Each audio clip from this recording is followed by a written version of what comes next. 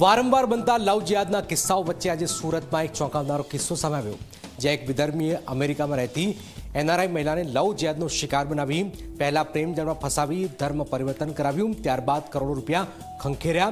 જોકે પરિણીત વિધર્મીની હકીકત સામે આવતા જ પોલીસ ફરિયાદ થઈ, જેના આધારે પોલીસે આરોપી એજાજ પટેલની ધરપકડ કરી। શું છે આખો મામલો, આવો જોઈએ, જાણીએ, સમજીએ।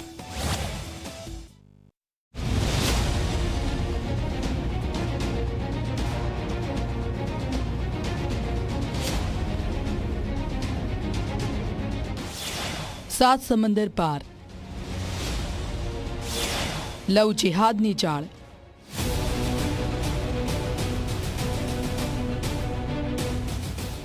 सूरत पोलीसना सकंजामां उभेला आ व्यक्तिना भोळा चेहरा पाछळ છુપાય છે તેની જેહાદી માનસિકતા। આવું એટલા માટે કહીએ છીએ કારણ કે એજાજ સલીમ પટેલ નામના આ યુવાને એક મહિલાને લવ જિહાદનો શિકાર બનાવી अरब देश में लई जईने धर्म परिवर्तन कराव्યું અને ત્યારબાદ સોનું રોકડ સહિત કરોડો રૂપિયા ચાઉ કરી લીધા। જો કે સૌથી મોટી વાત તો એ છે કે તેણે જે મહિલાને શિકાર બનાવી તે એક એનઆરઆઈ મહિલા છે અને તે સુરતમાં નહીં પરંતુ અમેરિકામાં વસવાટ કરે છે।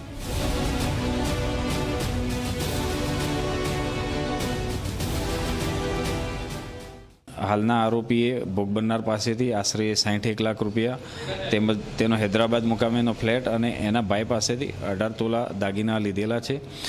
સમગ્ર તપાસ બાબતે હાલમાં ભોગ બનનારનું નિવેદન મેળવવામાં આવશે અને ત્યાર પછી સાચી હકીકત જાણી શકાશે। આરોપીને હાલ ધરપકડ કરી રિમાન્ડ હેઠળ તપાસ ચાલુ છે। આરોપીનું બેકગ્રાઉન્ડ શું છે? આરોપી લાલગેટ પોલીસ સ્ટેશન વિસ્તારમાં રહે છે ને અગાઉ G3 ફેશન નામની દુકાન હતી ઘોડદોડ રોડ ઉપર, એમાં ઈ કોમર્સ વિભાગમાં કામ કરતો હતો અને પોતે અગાઉ પ્રથમ લગ્ન કરેલા હતા અને એની પત્ની સાથે અત્યારે રહે છે। પીડિત મહિલાના વર્ષ 2020માં પોતાના પતિ સાથે છૂટાછેડા થયા હતા। તે અમેરિકામાં જ પોતાની 5 વર્ષીય પુત્રી સાથે રહે છે।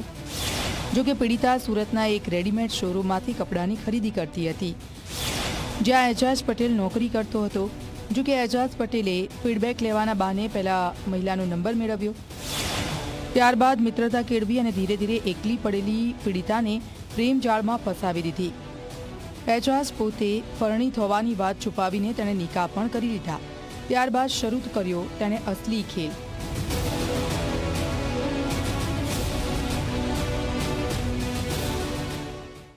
ફરિયાદીની ફરિયાદ મુજબ હાલના ભોગ બનનાર પોતે યુએસએ રહે છે અને આરોપી એજાજ સમીર પટેલ અત્રેના લાલગેટ પોલીસ સ્ટેશન વિસ્તારમાં રહે છે।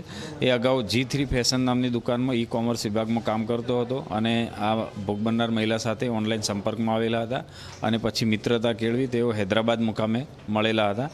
ત્યારબાદ તેઓ સાઉદી અરેબિયા મુકામે પણ મળેલા અને ત્યાં બંને ઓનલાઈન શાદી કરેલી અને એના પછી આ મહિલાએ મુસ્લિમ ધર્મ અંગીકાર કરેલો છે।